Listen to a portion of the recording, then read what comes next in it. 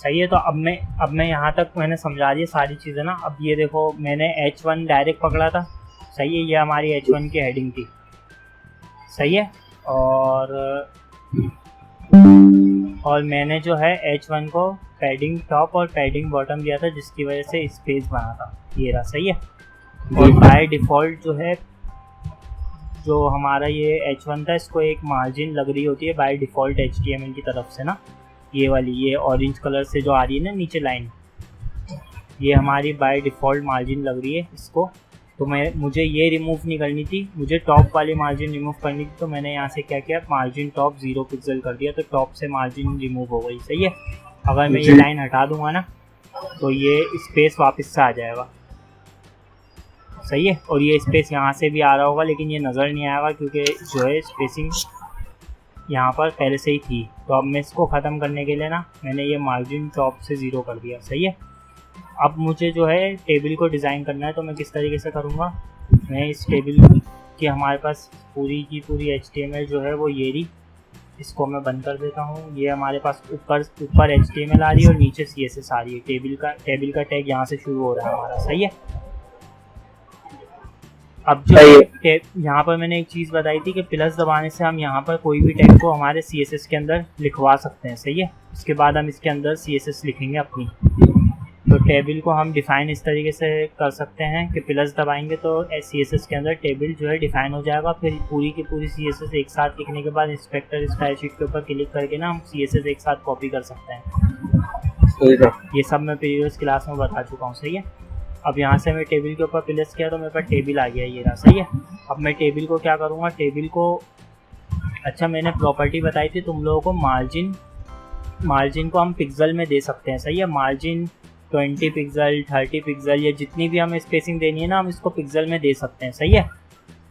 इस तरीके से लिख के मार्जिन 20 पिक्सल, मार्जिन 30 पिक्सल, जितनी भी देनी है, सही है, हम लिख सकते हैं ना। अब इसमें एक चीज़ और होती है, मैं एक चीज़ और समझाता हूँ।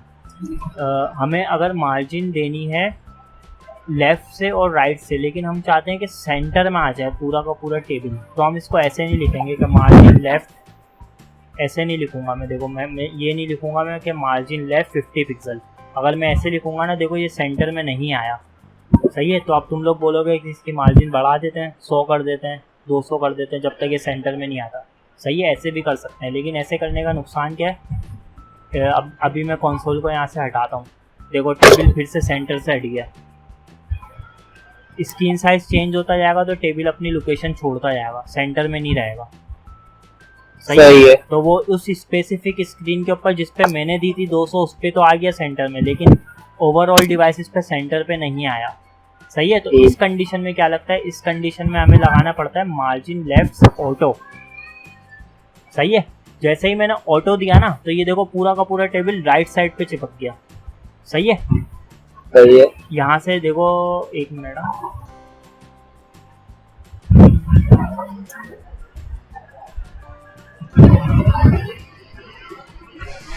हाँ, पूरा का पूरा टेबल जो है वो राइट साइड पे चिपक गया। अब मैं चाहता हूँ ये सेंटर में आ जाए, तो मैं क्या करूँगा, मैं मार्जिन लेफ्ट ऑटो दूंगा, फिर मार्जिन राइट ऑटो दूंगा। अब ये लेफ्ट से भी ऑटो ले रहा है मार्जिन और राइट से भी ऑटो मार्जिन ले रहा है, तो ये पूरा का पूरा जो है वो टेबल सेंटर में आ गया। अब मैं इसको किसी भी स्क्रीन पे लेके जाऊँ, ये सेंटर में ही रहेगा, सही है। क्लियर हो गया जी। तो मैंने टेबल को सेंटर में लाने के लिए क्या किया, टेबल का टैग पकड़ा, उसके मार्जिन लेफ्ट ऑटो दिया, मार्जिन राइट ऑटो दिया, सही है। लेकिन अब इसका एक मसला ये है कि मुझे दो दफ़ा लाइनें लिखनी पड़ रही है, लेफ्ट के ऑटो देने के लिए अलग से लिखनी पड़ रही है, राइट के ऑटो देने के लिए अलग से लिखनी पड़ रही है। तो इसके लिए भी हमारे पास सॉल्यूशन होता है। अभी तो मैंने तुम्हें दिखाने के लिए ऐसे किया है, सही है, लेकिन मैं चाहता हूँ मैं ये एक ही लाइन में डिफाइन कर दूँ कि लेफ्ट राइट से ऑटो हो। तो वो कैसे करता है, वो ऐसे करता है, देखो मार्जिन का टैग लेते हैं, सही है, और फिर हम लिखते हैं 0 पिक्सल या 0 लिखते हैं और इसके साथ लिख देता हूँ ऑटो, सही है। अब ये क्या करता है मैं बताता हूँ, अभी रुको, पहले मैं इसको देता हूँ। यहाँ पर मैं इंस्पेक्टर में गया, ये दोनों लाइनें मैंने अपनी रिमूव कर दी, सही है। अब मैं वापस से एलिमेंट्स में आया और यहाँ से मेरे पास टैग पूरा रिफ्रेश हो गया। अब मैं वापस से यहाँ पर लिखता हूँ मार्जिन 0 ऑटो, सही है। ये मैंने लिखा 0 ऑटो, तो देखो ये वापस से वही वाली चीज़ भी लेफ्ट राइट से इसने ऑटो दे दिया, सही है। लेकिन इस दफ़ा मैंने 2 लाइनों के बजाय ये डिफाइन एक ही लाइन में कर दिया, सही है। लेकिन ये एक लाइन में डिफाइन कैसे हुआ ये समझाता हूँ। देखो मार्जिन की प्रॉपर्टी है ना, वो हम ऐसे दे सकते हैं कि मार्जिन को हम लिख दें 20 पिक्सल। अगर मैंने मार्जिन 20 पिक्सल लिखा है ना, तो हमारा जो ब्राउज़र है वो क्या एज्यूम करेगा कि हम बोल रहे हैं इसको कि ये टॉप से भी 20 पिक्सल ले, लेफ्ट से भी 20 पिक्सल ले, राइट से भी 20 पिक्सल ले और बॉटम से भी 20 पिक्सल ले। सही है? सही है। लेकिन जब हम इसको बोलते हैं कि मार्जिन लेफ्ट से 20 पिक्सल ले, तो ये सिर्फ लेफ्ट से लेता है। इसी तरीके से अगर हम इसको बोलते हैं टॉप से ले, तो ये सिर्फ टॉप से लेता है। सही है? इसी तरीके से बॉटम से बोलते हैं तो बॉटम से लेता है, और राइट से बोलता है तो राइट से लेता है। सही है? लेकिन अगर हम इस तरीके से बोले ना कि भाई मार्जिन लो, लेकिन दो प्रॉपर्टीज इसके अंदर पास कर दी, एक के बजाय मार्जिन 20 पिक्सल की जगह मैंने इसके अंदर दो प्रॉपर्टीज पास कर दी, जीरो और ऑटो। अब ये क्या एज्यूम कर रहा है? ये एज्यूम कर रहा है कि भाई टॉप बॉटम से जो है ना, मुझे 0 पिक्सल लेनी है मार्जिन, और लेफ्ट राइट से मुझे ऑटो लेनी है। सही है। सही है? क्लियर हुआ? मतलब ऐसे एज्यूम कर रहा है ये मार्जिन लेफ्ट नहीं सॉरी, टॉप बॉटम और लेफ्ट राइट स्पेस के साथ। सही है? अब मैं ये टॉप बॉटम को रिप्लेस करके मैं इसमें जो भी वैल्यू पास करूंगा वो ये टॉप बॉटम से लेगा, और लेफ्ट राइट में जो भी वैल्यू पास करूंगा वो ये लेफ्ट राइट से लेगा। ऐसे भी कर सकता हूँ मैं, 20 पिक्सल 20 पिक्सल। अब ये क्या करेगा? टॉप बॉटम से भी 20 पिक्सल लेगा, लेफ्ट राइट से भी 20 पिक्सल लेगा। सही है?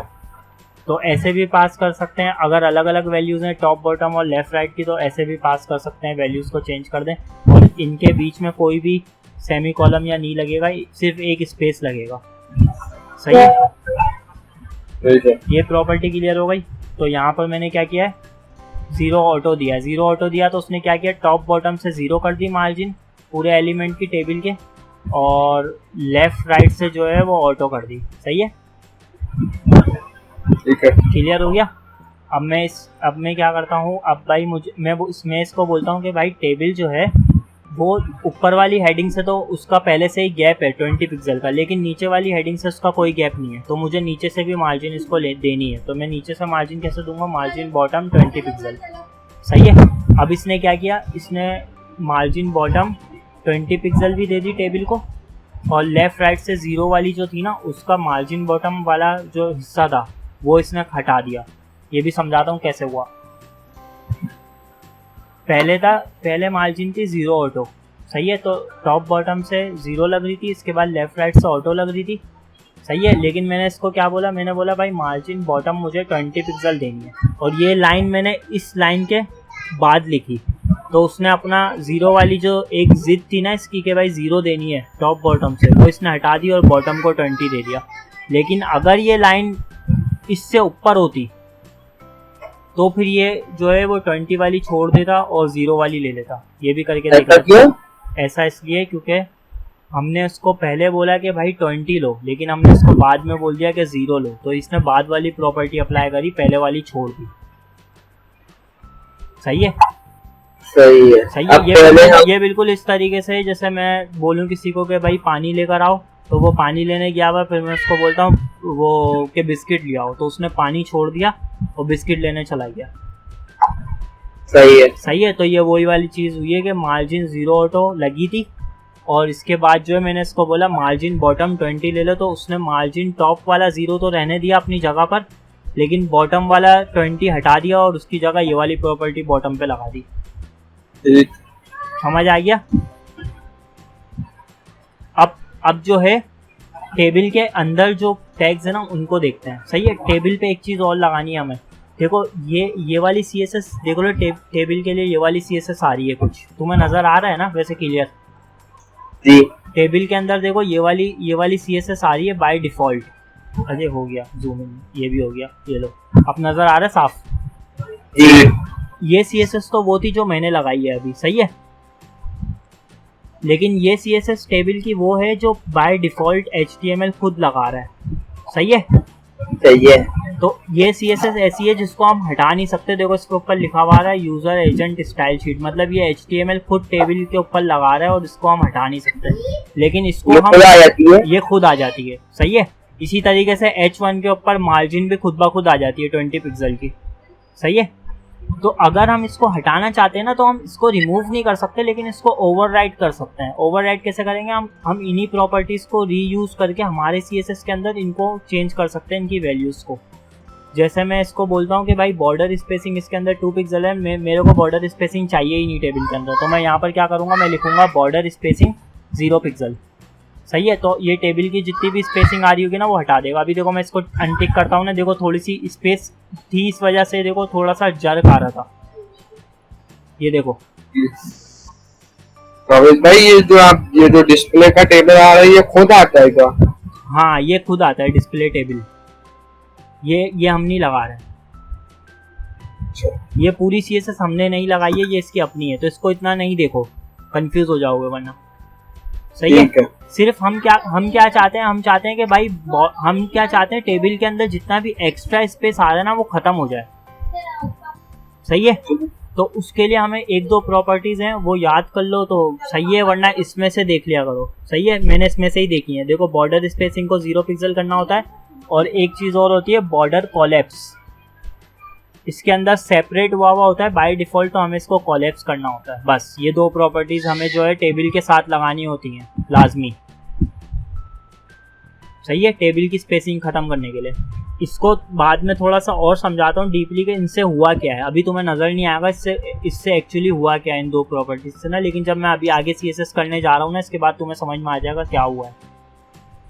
सही है, अब क्या करना है, अब हमें बॉर्डर के हर रो और हर कॉलम के साथ जो है वो एक बॉर्डर चाहिए ब्लैक कलर का। सही है, तो मैं क्या करता हूँ, मैं TD पकड़ता हूँ, TD मेरे हर कॉलम का वो है। सही है, एक टैग है, 1 TD में वेस, इसके बाद ईमेल आ गई, फ़ोन नंबर आ गया और टेक्स्ट आ गया। सही है, तो हर TD का अलग टैग है, तो मैं हर TD के टैग को पकड़ता हूँ, मतलब एक TD पकड़ा मैंने और इसको मैंने बॉर्डर दे दिया 1 पिक्सल सॉलिड ब्लैक। सही है, अब बॉर्डर की प्रॉपर्टी मैंने नहीं समझाई है तुम लोगों को आज, तो बॉर्डर की प्रॉपर्टी में लिख लेता हूँ, इसका फॉर्मेट होता है 1 पिक्सल सॉलिड ब्लैक। सही है, फॉर्मेट यही होता है बॉर्डर देने का। सही है, अब ये क्या है मैं बताता हूँ, ये एक प्रॉपर्टी समझाता हूँ क्या है, और इनके बीच में स्पेस लगता है। सही है, 1 पिक्सल का मतलब है कि बॉर्डर कितना बोल्ड होगा। सही है, 1 पिक्सल लिखा है तो ये देखो कितना आ रहा है, थिन आ रहा है बहुत। अगर मैं इसकी वैल्यू बढ़ाऊंगा ना, 2 करूंगा, 3 करूंगा, देखो बॉर्डर बोल्ड होता जा रहा है। सही है जी, तो बॉर्डर की बोल्डनेस जो होती है ना वो इससे डिफाइन होती है 1 पिक्सल से। सही है, सही है। सॉलिड क्या होता है, सॉलिड ये होता है कि मैं इसको बोल रहा हूँ कि वो भाई बॉर्डर जो मेरे पास होगा ना वो लाइन वाला बॉर्डर होगा। लाइन वाला बॉर्डर चाहिए ना, देखो पूरा कंटिन्यूस लाइन चल रही है। जी। सही है, तो ये कैसे हो रहा है, ये सॉलिड प्रॉपर्टी से हो रहा है। अगर मैं सॉलिड हटा के कोई और प्रॉपर्टी देना चाहूँ ना, इसमें 1-2 और बहुत मशहूर होते हैं। एक डैश्ड होता है, देखो अब बॉर्डर जो है मेरा सॉलिड नहीं है, देखो डैश वाला बॉर्डर आ गया। सही है। सही है, अच्छा इसमें एक होता है डॉटेड, देखो डॉटेड वाला बॉर्डर आ गया। सही है। सही है, तो ये 2-3 होते हैं। तो मुझे क्या चाहिए था, मुझे लाइन वाला बॉर्डर चाहिए था, तो मैंने सॉलिड लिख दिया। सही है, और ब्लैक क्या है, ब्लैक बॉर्डर का कलर है। मैं रेड दूंगा, रेड हो जाएगा, ऑरेंज दूंगा, ऑरेंज हो जाएगा। सही है, सही है। तो ये हमारे पास जो है वो TD के ऊपर मैंने दिया है। सही है, अब मसला क्या है, मसला ये है कि मैंने TD पे दिया ना, तो ये ऊपर वाली जो रो है मेरी वो TH से बनी हुई थी। याद है, अगर तुम लोगों को याद हो तो मैंने TH का कॉन्सेप्ट बताया था, टेबल हेड। सही है, तो ऊपर वाली जो रो है उस पे नहीं लगाया और नीचे वाली रो पे लग गया, क्योंकि नीचे वाली रो पे TD था। सही है, तो अब मुझे ऊपर वाली रो पे भी लगाना है, तो यही वाला जो मैंने लिखा है ना, यही पूरा मैं सेम कॉपी करूंगा और पेस्ट कर दूंगा और यहाँ पर लिख दूंगा TH। सही है, अब देखो ऊपर भी लग गया। जी। सही है जी। क्लियर हो रही है चीजें? जी। अब देखो TH के ऊपर मैंने बॉर्डर तो दे दिया, लेकिन मैंने क्या किया, मैंने पूरा का पूरा कॉपी करके नीचे पेस्ट किया ना। अब मैं भाई बोल रहा हूँ कि यार मुझे कॉपी नहीं करना पड़े, मैं एक ही CSS में मेरे दोनों अप्लाई हो जाएं, तो मैं क्या करूँगा, इसको हटा दूंगा और TD के साथ कॉमा डाल के TH भी लिख दूंगा। सही है, काम वही हुआ लेकिन मेरी लाइनें कम हो गई CSS की। जी। जी। जो काम मुझे TD के लिए करना था वही काम मुझे TH के लिए भी करना था, तो मैंने कॉमा डाल के TH दे दिया। सही है, चलिए अब मुझे क्या करना है, मुझे भाई स्पेसिंग चाहिए। देख लो ये अभी टेक्स्ट जो है वो आपस में कंबाइन हुआ है। सही है। तो मुझे क्या चाहिए, मुझे स्पेसिंग चाहिए हर कॉलम के अंदर अच्छी खासी, सही है, ताकि स्पेस आ जाए। तो अब मैंने स्पेसिंग की प्रॉपर्टी पहले भी बता दी है कि अंदर से अगर स्पेस चाहिए होता है तो हम क्या यूज़ करते हैं,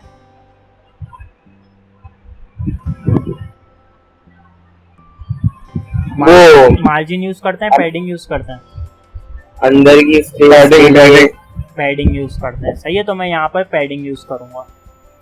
पैडिंग में जितनी दूंगा उतनी स्पेसिंग लग जाएगी। मैं 20 दूंगा तो देखो टॉप बॉटम लेफ्ट राइट सब जगह से 20 की पैडिंग आ गई है, सही है। होवर करके देखना चाहते हो, होवर करके देख लो, ये देखो पैडिंग आ गई इसके ऊपर, देखो ग्रीन कलर की, सही है, सही है। क्लियर हो गया जी। अब मैं क्या चाहता हूँ, मैं चाहता हूँ कि भाई हर कॉलम का जो टेक्स्ट है ना वो लेफ्ट की जगह सेंटर अलाइन हो। अभी अगर मैं 1 को देखूँ ना, 1 देखो लेफ्ट अलाइन हुआ है, मतलब लेफ्ट से चिपक रहा है, सही है। ओवेस इतना पता नहीं चल रहा क्योंकि ये पूरे के पूरे बॉक्स के ऊपर पूरा का पूरा सही से हुआ हुआ है, सही है। सेंटर, हाँ सेंटर ही लग रहा है वो, लेकिन वो भी सेंटर नहीं है देखा जाए ना, वो क्योंकि बॉक्स छोटा है ना इसलिए वो पूरा आपस में कंबाइन हो गया है, सही है। लेकिन अगर 1 को देखो ना तो मैं ज़्यादा सही से समझ में आएगा, हमारे टेबल का पूरा टेक्स्ट लेफ्ट अलाइन है, सही है। तो हमें सेंटर करने के लिए वही सेम प्रॉपर्टी जो हम पहले पढ़ चुके हैं, टेक्स्ट अलाइन, ये रही। तो टेक्स्ट अलाइन मैं यहाँ से कर दूंगा TD पकड़ के और TH पकड़ के टेक्स्ट अलाइन सेंटर कर दूंगा। देखो अब मेरा 1 सेंटर में आ गया, सही है। तो पूरा का पूरा टेबल हमारा सेंटर अलाइन और ऐसा हो गया खूबसूरत सा, सही है। अब मैं चाहता हूँ कि भाई मेरी जो TH है उनके ऊपर एक अच्छा सा बैकग्राउंड कलर आ जाए, लेकिन TD पे नहीं आए, सही है। तो मैंने ये दोनों प्रॉपर्टी साथ पकड़ी हुई थी ना, अगर मैं इनके ऊपर बैकग्राउंड कलर लगाऊंगा ना, कोई सा भी बैकग्राउंड लाइट ब्लू, तो पूरे के पूरे टेबल पे लग गया, क्योंकि मैंने TD भी पकड़ा हुआ था, TH भी पकड़ा हुआ था, सही है। मैं सिर्फ TH पे लगाना चाहता हूँ, सही है। तो मैंने क्या किया, मैं बैकग्राउंड हटाता हूँ यहाँ से और नीचे एक और दफ़ा TH डिफाइन करता हूँ और इसके अंदर पेस्ट कर देता हूँ। अब देखो सिर्फ TH पे लग गया, क्लियर हुआ जी। तो इससे हमें क्या पता चला कि हम एक ही टैग को मल्टीपल टाइम्स भी डिफाइन कर सकते हैं, सही है। और मुझे कलर वाइट करना है टेक्स्ट का, तो मैं क्या करूँगा, कलर करके वाइट कर दूंगा, सही है। अब ये कलर भी वाइट हो गया इनका, देखो सही है। यहाँ तक क्लियर हो गया जी। तो ये हमारा टेबल भी डिज़ाइन हो गया अच्छा सा। बस इसकी पैडिंग थोड़ी सी मैंने बहुत ज़्यादा कर दी है, तो मैं इसको थोड़ा सा कम कर देता हूँ, 15 कर देता हूँ। अब देखो ये थोड़ी सी पैडिंग कम हो गई इनकी, सही है। यहाँ तक क्लियर हो गया जी। अब देखो टेबल पे मैं वापस आता हूँ अपने, सही है। अब टेबल जो है ना हमारी बाय डिफ़ॉल्ट जो है विड्थ ले रहा है अपनी, सही है, कंटेंट के हिसाब से विड्थ ले रहा है। कंटेंट हमारा छोटा है ना तो टेबल भी हमारा ऑटोमेटिकली छोटा बन रहा है, लेकिन मैं चाह रहा हूँ कि टेबल की विड्थ जो है ना वो बड़ी हो जाए, इतनी बड़ी हो जाए, सही है। तो मैं मेन टेबल का टैग पकड़ूंगा, मैं TH TD नहीं पकड़ूंगा। क्यों नहीं पकड़ूंगा, क्योंकि TH TD तो खुद टेबल के अंदर है, तो टेबल की विड्थ बढ़ानी पड़ेगी, सही है। तो टेबल मैंने पकड़ा और यहाँ से मैंने टेबल की विड्थ को अब मैं जितनी भी चाहूँ दे सकता हूँ। मैं 100% करूँगा ना तो 100% पे फैल गया, देखो सही है जी। अब मैं इसको 80 करूँगा तो लेफ्ट राइट से स्पेस बन जाएगा, क्योंकि मैंने मार्जिन 0 ऑटो यूज़ किया हुआ है। ये रहा, लेफ्ट राइट से इसने ऑटो पे स्पेसिंग बना दी और स्क्रीन साइज़ के हिसाब से इसने 80% की विड्थ ले ली टेबल ने, सही है। अब मैं इसको छोटा बड़ा करूँ, ये देखो ये अपनी विड्थ खुद एडजस्ट कर रहा है 80% के हिसाब से, सही है जी। तो ये हमारा टेबल भी रेडी हो गया है, सही है। अब हम फॉर्म पे आते हैं, सही है। तो ये टेबल की पूरी CSS मेरे पास हो गई है। ये देखो ये मैंने कुछ तकरीबन 16 लाइनों का मैंने कोड CSS का लिखा है, जिसके अंदर मैंने बैकग्राउंड कलर लिखा, सही है, और कलर लिखा, text align, padding, border with, border collapse, spacing collapse, ये सारी चीजें भी टेबल के अंदर है, ये मार्जिन, बॉर्डर और ये पैडिंग। और पैडिंग टेबल में नहीं आएगी, क्योंकि पैडिंग हम स्पेसिफिक टैग को दे रहे हैं, TH को दे रहे हैं, सही है, TD को दे रहे हैं, अच्छा, सही है। तो पैडिंग हमें TD के अंदर देनी पड़ेगी। अगर हम पैडिंग TD से हटा के टेबल को देंगे ना तो बाहर लग जाएगी पैडिंग, टीडी के अंदर नहीं लगेगी। समझ में आया? हमें जो स्पेसिंग लेनी थी वो टीडी के अंदर लेनी थी ना, इसलिए हमने टीडी और टीएच के अंदर इस पैडिंग दी है। अगर हम टेबल पे देते ना पैडिंग, अभी मैंने टेबल पे कोई पैडिंग नहीं दी क्योंकि हमें टेबल पे पैडिंग चाहिए ही नहीं थी। अगर मैं टेबल पे पैडिंग देता हूँ ना, देखो क्या होगा, ये देखो कुछ भी नहीं हुआ, ये देखो कुछ भी नहीं हो रहा। क्यों नहीं हो रहा? क्योंकि टेबल के साथ मैंने कुछ किया ही नहीं है ऐसा कि पैडिंग लगे इसके ऊपर। सही है ना? बैकग्राउंड कलर दिया है ना कलर दिया है। सही है? यहाँ तक क्लियर हो गया? जी। थोड़ा कंफ्यूजन होगी स्टार्ट में, लेकिन प्रैक्टिस करते जाओगे तो खुद चीजें क्लियर होती जाएंगी। सही है? आवेश भाई कल हम इन चीजों की ना विजुअल कल तो नहीं ले सकते क्लास? हाँ हाँ कोई बात नहीं, जब भी तुम लोगों को आसानी हो मैं वीडियोस वगैरह शेयर कर दूंगा, फिर तुम लोग आराम से वीडियो को डीपली देखना तो तुम लोगों को समझ में आ जाएगा। अभी सिर्फ इतना समझो कि काम कैसे हो रहा है, मैं कैसे कर रहा हूँ। क्योंकि कल हमारी ना क्लास है ना। हाँ, CSS को अब मैं पूरी CSS को कॉपी कर रहा हूँ और इसको मैं अपनी जो है CSS की फाइल के अंदर पेस्ट कर देता हूँ। सही है? इसके बाद अब मैंने देखो रीलोड किया तो देखो ये CSS मैंने जो अप्लाई करी हुई है ये आ गई अपनी जगह पर। सही है? जी। अब फॉर्म पे काम करते हैं। जैसे मैंने सबसे पहले देखो टेबल के ऊपर मैंने जिस तरीके से विड्थ लगाई है ना 80% की, ये रही, इसी तरीके से हमें फॉर्म पे भी विड्थ लगानी है। फॉर्म पे आया, फॉर्म के मेन टैग के ऊपर विड्थ लगानी पड़ेगी, अंदर के टैग्स पे विड्थ बाद में लगेगी, पहले फॉर्म पे लगेगी। सही है? देखो फॉर्म अभी पूरे पे फैला हुआ है, अगर मैं इसके ऊपर होवर कर रहा हूँ ना तो ये देखो ये ब्लू लाइन पूरी नीचे से ये वहाँ यहाँ से देखना, ये पूरी ब्लू लाइन देखो पूरी की पूरी आ रही है। सही है? इसका मतलब है ये पूरे पे फैला हुआ है, मुझे इसको 80% पे डालना है। तो मैं इस फॉर्म के टैग के ऊपर आऊँगा, मैं इसको प्लस करूँगा, यहाँ से लिखूँगा। देखो फॉर्म पे भी बाय डिफ़ॉल्ट CSS आ रही है, लेकिन ये हमारे किसी काम की नहीं है, ये खुद लगा रहा है। सही है? तो अब मैं यहाँ पर आता हूँ, मैं इसको विड्थ देता हूँ 80%। सही है? देखो अब विड्थ लग गई है 80% की, देखो यहाँ तक आ गया ब्लू, कम हो गया ना ब्लू। देखो मैं इसको बढ़ाते जाता हूँ, देखते जाना, ब्लू ब्लू ब्लू जो बॉक्स बन रहा है ना नीचे वो बढ़ता जाएगा, देखो बढ़ते जा रहा है, नजर आ रहा है? तो ये बढ़ते जा रहा है। अब मैंने इसको 80% पे रखा और इसको भी मुझे सेंटर करना है, तो मैं क्या करूँगा, मार्जिन लिखूंगा, 0 ऑटो लिख दूंगा, देखो सेंटर में आ गया। सही है? जी। अब मुझे क्या करना है, मुझे इसके अंदर की जो एक एक फील्ड है ना, मैं चाहता हूँ हर फील्ड अपनी अलग लाइन में आए।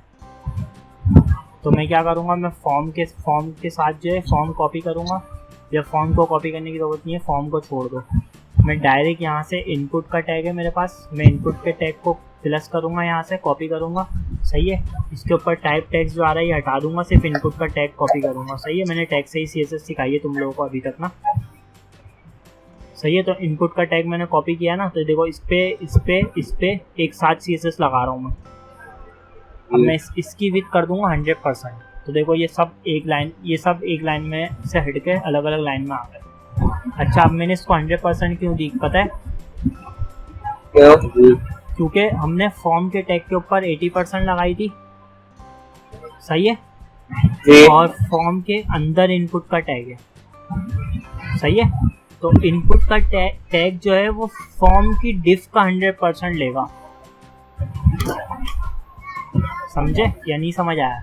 जी। नहीं आया समझ? नहीं आया समझ? देखो फॉर्म यहाँ से दिखाता हूँ, 1 मिनट रुको। ये देखो ये हमारा फॉर्म का टैग है और ये हमारा इनपुट का टैग है। सही है? अगर मैं फॉर्म की टैग के ऊपर बोलूंगा ना कि भाई तुम अपनी विड्थ को 80% कर दो, ये मैं इनलाइन CSS कर रहा हूँ, मैंने क्या किया, मैंने फॉर्म के टैग को बोला कि तुम अपनी विड्थ को 80% कर दो। सही है? और मैं इसके अंदर वाले इनपुट के टैग को बोल रहा हूँ कि भाई तुम अपनी विड्थ को स्टाइल का टैग लगा के इसकी विड्थ को बोलता हूँ 100% कर दो। इस तरीके से मैं सब पे पेस्ट कर देता हूँ। सही है? तो अब ये क्या ये समझ रहे हैं कि भाई फॉर्म के टैग के अंदर हूँ ना मैं, तो ये बोलेंगे कि भाई हम फॉर्म के टैग का 100% लेंगे। तो फॉर्म का टैग 80% पे फैला हुआ था, तो इस वाले जी। टैग ने फॉर्म के टैग का 100% लिया है। समझ आया? जी मतलब तुमने, मैं एग्जाम्पल के तौर पर समझाऊं, फॉर्म का टैग एक चादर है, सही है। सही है। मैंने एक चादर फैलाई, सही है, एक कमरे के अंदर 80% की विड्थ के ऊपर चादर फैलाई, सही है, साइडें छोड़ दी, सही है। और मैं जो है उसके अंदर, चादर के अंदर कुछ डाल रहा हूँ और मैं उसको बोल रहा हूँ कि तुम जो है 100% लो, तो वो उस चादर का 100% लेंगे, ना कि पूरे कमरे का 100% लेंगे। क्लियर हुआ? सही है। सही है। अब समझ आया या नहीं समझ में आया? अभी भी कोई और एग्जाम्पल दूं? एक और एग्जांपल दे दो। एक और एग्जाम्पल देता हूँ। गाड़ी है, एक गाड़ी है, जी सही है, एक गाड़ी है, वो जो है वो उसका जितना हिस्सा होगा ना, उसी के अंदर इंसान रह सकता है ना, गाड़ी से बाहर तो नहीं जा सकता ना, निकल के बाहर तो नहीं चला जाएगा ना। तो ये समझ लो, ये एक गाड़ी है और ये गाड़ी के अंदर की चीजें हैं। जी तो हर गाड़ी की चीज को मैंने बोला है कि तुम 100% लो गाड़ी का, तो हर चीज 100% लेगी वो, लेकिन वो गाड़ी से बाहर नहीं निकल सकती। तो गाड़ी 80% पे है हमारी, सही है। तो गाड़ी के अंदर जो हर चीज है वो 80% का 100% ले रही है, सही है, 80% का 100% ले रही है, सही है। तो ये हमारी फॉर्म की डिफ थी, फॉर्म की डिफ को हमने 80% दिया और फॉर्म के अंदर वाले टैक्स को हमने 100% दिया, तो वो फॉर्म के टैग का 100% ले रहे हैं, सही है। सही है। और बाकी साइडों में जो गैप बन रहा था वो अपनी जगह पे पूरा बन रहा है, सही है। अब मैं अगर इनकी विड्थ को कम करूँ ना, तो ये फॉर्म के अंदर के गैप को कम करेंगे। ये देखो यहाँ से गैप कम होता जाएगा, ये देखो ये गैप कम होते जा रहा है, सही है। ये अब फॉर्म का 80% ले रहा है, फॉर्म के टैग का 80% ले रहा है, सही है। तो इसको मैं 100% कर देता हूँ वापस। अब ये फॉर्म के टैग का 100% ले रहा है, सही है, इनपुट का टैग, और फॉर्म मेरा 80% पे है। अगर मैं फॉर्म को बोलूँगा ना कि तुम 100% ही लो, तो फॉर्म भी 100% पे है और उसके अंदर के इनपुट भी 100% पे। तो ये देखो पूरे पे फैल गया पेज के ऊपर इनपुट का टैग, ठीक है। सही है।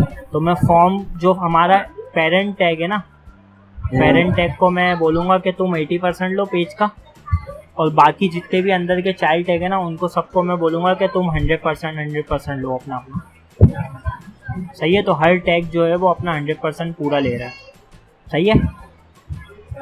अब मैं थोड़ी जल्दी CSS कर रहा हूँ, देखते जाओ खाली। इनपुट के टैग के अंदर मुझे गैप चाहिए, तो मैं कैसे दूंगा? मैं पैडिंग दूंगा इसके अंदर, सिंपल, जैसे मैंने समझाया अभी। पैडिंग दी, देखो गैप आ गया, सही है।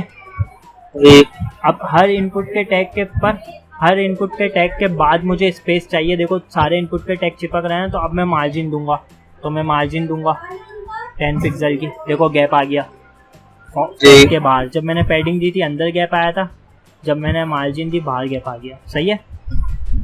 सही है। अब जो भी CSS में कर रहा हूँ वो इनपुट के ऊपर लग रही है, लेकिन टेक्स्ट एरिया पे नहीं लग रही। देखो टेक्स्ट एरिया अपनी जगह पे वैसा का वैसा ही पड़ा है। तो टेक्स्ट एरिया के लिए क्या करेंगे? वही करेंगे, इनपुट के साथ एक कॉमा डाल के टेक्स्ट एरिया भी लिख देंगे, अच्छा जैसे ऊपर करा था टेबल TH और TD के साथ, सही है। सही है। अब देखो जो CSS मैंने ऊपर करी थी वो CSS टेक्स्ट एरिया पे भी लग गई, सही है।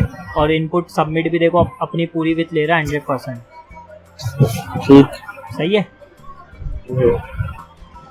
अच्छा, अब जो है इनपुट, अब जो सबमिट है ना, ये थोड़ी सी यहाँ से गैप नहीं ले रहा, कम ले रहा है, वो मैं अभी नहीं समझा सकता वरना तुम लोग कंफ्यूज हो जाओगे, सही है।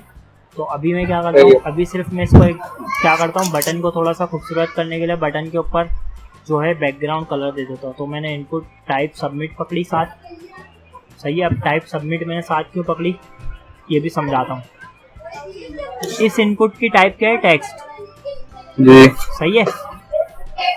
इसकी टाइप क्या है? ईमेल। इसकी टाइप क्या है? टेल, सही है। हमारे पास सिर्फ इनपुट की एक ही टाइप है, सबमिट वाली, सही है। तो मैंने CSS के अंदर इस तरीके से स्क्वायर ब्रैकेट के अंदर अगर मैं टाइप लिख के सबमिट लिखूंगा ना, तो ये सिर्फ उसी पे CSS लगाएगा जिसकी टाइप सबमिट होगी, सही है। सही है। तो सारे इनपुट पे ये वाली CSS लगेगी और ये वाली CSS सिर्फ उसके साथ लगेगी जिसकी टाइप सबमिट होगी।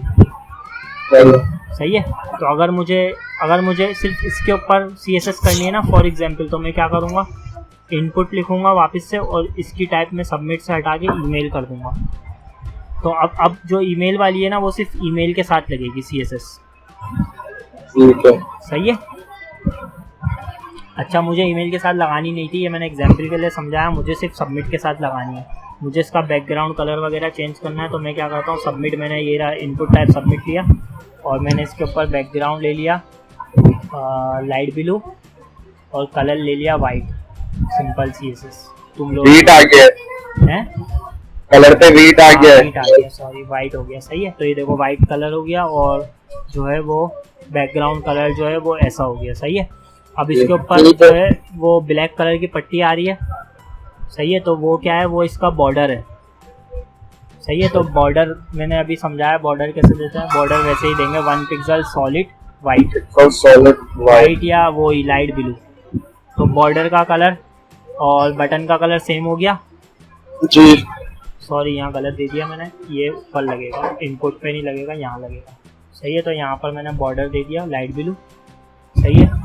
तो अब देखो बॉर्डर का कलर और बटन का कलर सेम हो गया ना, तो देखो नज़र ही नहीं आ रहा बॉर्डर है इसके ऊपर, ऐसा लग रहा है बॉर्डर नहीं है, सिर्फ बटन है।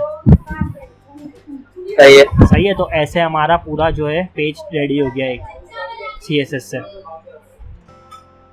या अब मैं ये पूरी CSS कॉपी करूँगा और इसको मैं है अपनी CSS की फाइल के अंदर लाजमी पेस्ट करूँगा बगैर भूले। अगर मैंने भूल गया और पेज रिफ्रेश कर दिया तो ये CSS जितनी भी मैंने करी थी उड़ जाएगी। सही है। सही है। तो मैंने यहाँ कॉपी करके पेस्ट कर दिया। अब मैं Ctrl+S दबाऊंगा, फाइल सेव हो गई, ये भी फाइल सेव हो गई। अब मैं इसको रीलोड कर लूँ जितनी भी दफ़ा, ये अपनी CSS नहीं उड़ेगी। सही है। देखो CSS वैसी की वैसी ही है। सही है। अब मैं इसके अंदर कुछ भी टाइप करूँगा तो देखो कितना प्यारा सा लग रहा है, ऐसा लग रहा है लेआउट बन गया है जी। नहीं बोला। हाँ, तो ये इस तरीके से एक वेबसाइट को डिज़ाइन किया जाता है।